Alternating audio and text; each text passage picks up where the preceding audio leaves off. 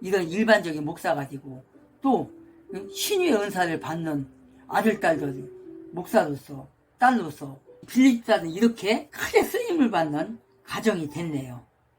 이렇게 여러분들에게도 오늘 초등학문 스터디TV에 들어오신 여러분들에게도 이런 일이, 이런 축복의 역사가 여러분들의 가정에, 자녀들에게 일어나기를 주 예수의 이름으로 축복합니다. 빌립 집사가 이렇게 스데반의 그 순교의 때에 이렇게 여러 해 동안 이곳저곳에 지방으로 피신해서 이렇게 복음을 전하다 사마리아에도 갔고 또 가이사랴에도 갔고 이런 데를 다니면서 복음을 전했다는 거 아니에요. 지금 아소도도 갔고 이렇게 간 거예요. 그런데 그것도 감사한데 4명의 딸이 예언의 은사를 받은 거예요. 지금 그래서 예언하는 딸이 된 거예요. 지금 얼마나 감사해요. 그런 집에 누가 왔다고요? 사도 바울이 왔다. 그래서 이곳에서 머물르는 거예요. 이제요. 이곳에서 10절에 보니까 여러 날 머물러 있더니 보라 하는 한 선지자가 유대로부터 내려와 사도 바울의 띠를 가져다가 수죽을 잡아 매있고 예언을 했다는 거예요. 성령의 감동으로 성령이 말하게 하심을 따라 예루살렘에 가지 마라. 유대인들이 당신을 해코지할 거다. 이 띠 임자를 결박할 거다. 이방인에게 넘겨줄 거다. 11절에 이렇게 나와 있잖아요. 선지자 아가보가 유대로부터 내려왔대요. 지금 10절에 선지자 아가보가 유대로부터 내려와서 빌립의 집에 마침 들어온 거예요. 그래서 여기서 같이 머무른 거예요. 그래서 바울의 띠를 자기 몸에 지금 묶은 거예요. 자기 몸에 수족에 둘렀다고 했잖아요. 뭐 허리띠로 했던 뭐 팔띠로 했던 수족에 머물고 어떻게 했다는 걸 예언했다는 거예요. 지금 예언하며 뭘 하겠어요. 지금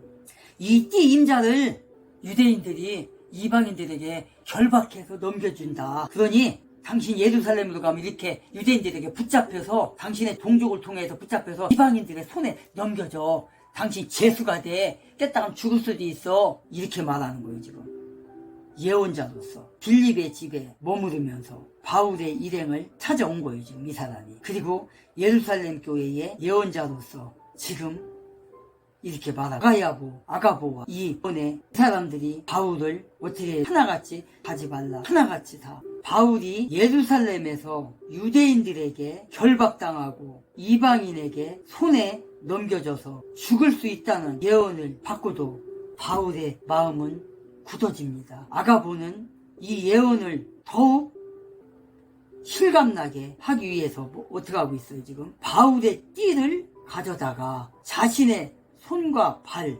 혹은 허리에 묶은 후 이 띠의 임자의 바울이 자기와 같이 될 것을 예언하고 있는 거예요. 이처럼 예언자들은 종종 자신들의 예언을 통해서 또 다른 선지자들에게, 또 다른 목회자들에게, 또 다른 집사들에게, 또 다른 장로들에게, 또 다른 교인들에게 전해주는 거예요. 그러나 이것을 바울은 어떻게 해요?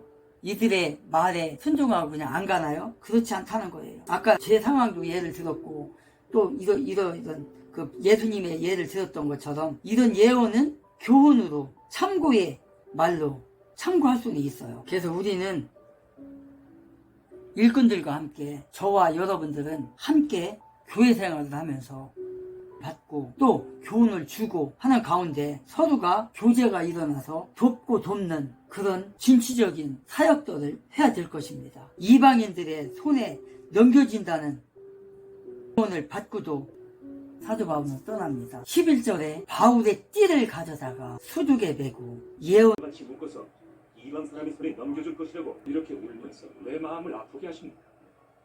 나는 주 예수의 이름을 위해서 예루살렘에서 결박을 당할 해서 사도 바울에게 앞으로 당신이 예루살렘으로 가면 이러이러한 일을 당하게 될 것이다. 알고 떠나는 거예요. 알고. 12절에 보니까 우리가 그 말을 듣고 그곳 사람들과 더불어 바울에게 예루살렘으로 올라가지 말라 고나니 13절에 바울이 대답하되 여러분이 어찌하여 내 마음을 상하게 하느냐. 나는 주 예수의 이름을 위하여 결박당할 뿐 아니라 예루살렘에 그것도 각오하였노라 하니 그가 권함을 받지 아니하므로 우리가 주의 뜻대로 이루어지리 하고 그쳤노라. 14절까지 뭐래요? 얘기했던 것처럼 사도 바울이 이런 예언의 말씀을 듣지만 그 사람들의 예언대로 따르나요? 아니라고요. 뭐라고 그래요? 바울이 여러분 어찌하여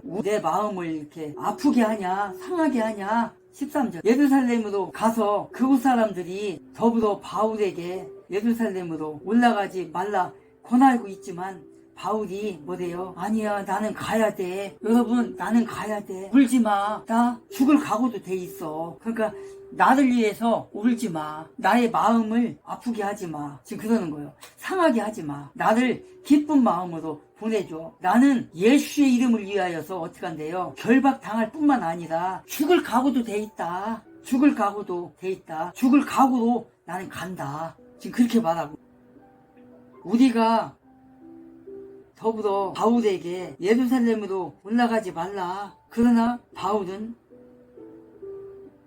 갑니다. 눈물로써 간절하게 호소하였지만 바울은 기도하고 떠난다고 지금 얘기를 하고 있는 겁니다. 간곡한 호소에도 불구하고 바울은 아니야 너희가 어찌 나를 마음 아프게 하냐. 나를 기쁜 마음으로 보내줘. 나를 기쁜 마음으로 보내줘. 너희들이 그러면 내 마음이 아프잖아. 이러고 있는 거예요. 바울이 빌립의 집에서 모인 사람들처럼 이런 형제자매들에게 찾아가 아픔을 함께 아파하고 나누고 위로하고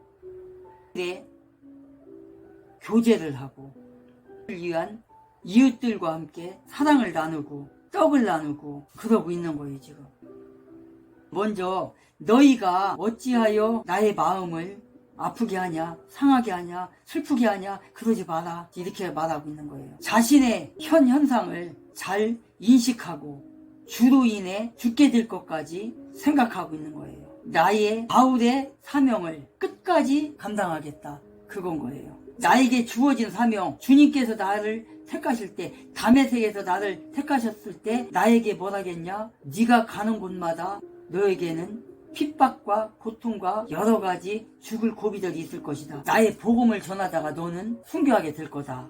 그걸 말씀하신 거예요. 사도 바울이. 그래서 사도 바울은 언제 죽어도 나는 상관없다.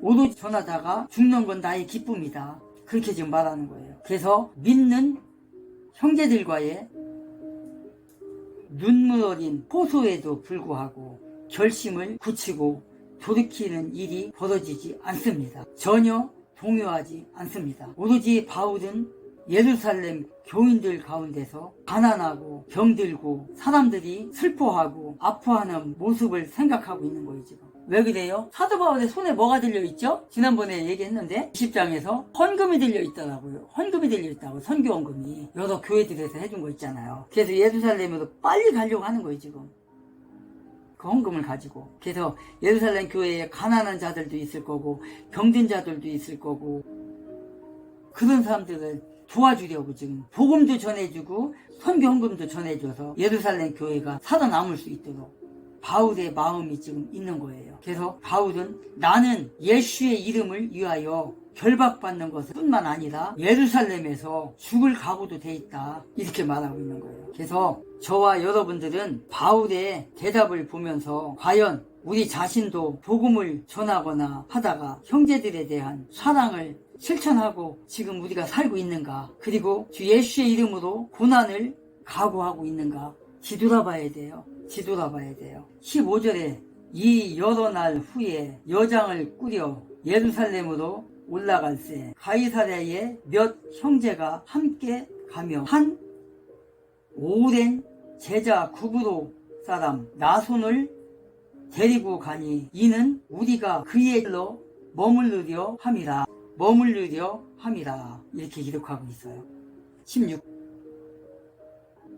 바울은 제자 구브로 사람이래요. 구브로 사람을 데리고 지금 간다는, 그 사람이 누구래요? 나손이래요. 나손을 데리고 가는 목적이 뭐죠? 그럼 그 집에 머무르려고. 예루살렘에 가게 되면 잘 때도 있어야 되고 먹을 때도 있어야 되고 해야 되잖아. 기거할 때가 있어야 돼. 그래서 나손을 데리고 간다는 거죠. 그죠? 그리고 어떻게 해서 기독교인이 됐을까? 이 나손이라는 사람은 아마도 예루살렘 교회의 설립자 가운데 한 사람이었다고 예측이 돼요. 스데반 집사 때, 그때 당시에 스데반 집사, 그러니까 순교 때지요. 11장 20절 한번 가볼까요? 그 중에 구브도와 구레네 몇 사람이 안디옥에 이르러 헬라인에게도 말하여 주 예수를 전파하니 주의 손이 그들과 함께 하심에 수많은 사람들이 믿고 주께 돌아. 1절에서 나오죠. 그 중에 구브도와 구레네 몇 사람 안디옥에 이르러 헬라인에게도 말하여 예수를 전했다고 이렇게 나와요. 구브도 사람. 이 사람들 중에 한 사람이었을 거란 말이에요. 예루살렘 교회의 설립자들 중에 한 사람. 어쨌든 그의 집에 바울과 그 일행들이 유숙했다고 하는 거예요. 유숙하려고 데리고 갔다는 거예요. 그의 생활 형편이 어땠다는 거예요? 괜찮았다는 걸 말하는 거예요, 지금. 그리고 바울에 대해 호의적인 사람, 그런 그리스도인이었다라는 걸 말하는 거겠죠. 왜? 우리가 지금 생각할 때 그렇잖아요. 아무리 친한 교인들이라도 자기 집으로 초청해서 며칠씩 자게 하고 하는 사람 경우는 거의 없잖아요. 사실상 저는 교회 다니면서 그렇지만 교인들 우리 집에 오다 간 적이 없어요. 한 번도요. 이제 예수 믿은 지가 제가 벌써 20살 때 예수 믿었으니까 오래됐네요. 꽤 오랜 시간이 흘렸어요. 그래갖고 이제 학교 다닐 때도 마찬가지예요. 학교 다닐 때도 친구들 우리 집에 데리고 왔어요. 함께 공부 하나 하고도 우리 집에 데리고 온 적이 없어요. 가자게도 안 왔어요, 내가. 이상하게. 근데 이제 우리 집에 이제 딱 다른 학교 다닐 때 그분은 이제 지금도 벌써 20년이 넘었지. 지금 같은 학교 다녔으니까 그분은 2년 전에 목사 안수를 받았는데 그분 같은 경우 진짜 친하게 지냈어요. 그분은 이제 우한 폐렴이 오고 난 뒤로 안 오셨는데 그 전까지만 해도 1년이나 몇 년에 한 번씩 우리 집에 와서 한 일주일씩 있다가 가고 그랬어요. 그분이 유일하게 한 분이에요. 그분만. 그분하고는 허물 없이 지내니까. 그리고 이제 또 한 분이 있는데 그분은 이제 전도사님인데 그분도 같이 이제 공부를 했던 분인데 목사 안수를 안 받고 이제 그분은 이제 그냥 전도사 생활만 하다가 지금은 이제 그냥 그 어느 교회에서 그냥 지금 생활하고 있는데 다른 일하면서 그분 이제 우리 집에 그분도 이제 오셔서 자고 가고 그랬었어요. 둘이네. 그러고 보니까 그분들 외에는 없어요. 그러니까 하나씩 와서 그러다 보면 내다 있기는 두 사람이나 있네요. 그렇습니다. 이렇게 뭘 얘기하는 거예요, 지금? 사도 바울이 복음을 전하러 다닐 때 가는 곳곳마다 성도들의 가정에서 가정교회로 예배를 드렸잖아요. 역시 여기도 마찬가지잖아요, 지금. 구브도 사람 나손을 지금 가이사랴 지금 데리고 온 거잖아요, 지금. 가이사랴에서 지금 이렇게 떠나서 데리고 온 거예요, 지금. 가이사랴에서 가이사랴의 몇 제자 함께 가며 한 오랜 제자 구브도 사람 나손을 데리고 가니 이는 우리가 그의 집에 머물러 합니다. 계획적인 거죠, 이거는. 그의 집에 내가 예루살렘에 가는데 있을 곳이 별로 마땅치 않아. 그러니까 야, 너 같이 가자 하고 지금 데리고 간 거예요. 그 집에서 지금 머무른 거예요. 그 집에서 머물러서 지금 예루살렘에 있는 동안. 근데 어떻게 돼요? 예루살렘에 가서 이제 결박이 돼요. 그건 이제 다음에 하게 될 텐데 17절에 보면 예루살렘에 이르니 형제들이 우리를 기꺼이 영접하고는 사도 바울은 가이사랴에서 예루살렘으로 떠났습니다. 그래서 예루살렘에 도착했습니다. 이제 드디어 도착했습니다. 다음에는 이제 도착해서 예루살렘 이르러 형제들과 또한 교회에서 예배 드리는 장면, 그런 걸 이제 보게 될 거예요. 이렇게 우리는 오늘도 21장 1절로 16절까지 함께 나누었습니다. 16절에서 가이사랴에서 나손이라는 사람을 예루살렘으로 데리고 와서 그 집에서 머물렀다는 것까지 우리가 지금 했습니다. 여러분들도 교회를 다니면서 교회 생활하면서 많은 사람들에게 이런 아량을 베풀기를 기도합니다. 나가기 전에 구독 안 하신 분은 구독 부탁합니다. 그리고 좋아요 안 누르신 분은 나가기 전에 좋아요 한번 누르시고 가셨으면 감사하겠습니다. 그리고 초등학문 스터디에 후원해 주신 분이 있습니다. 그분에게 감사드립니다.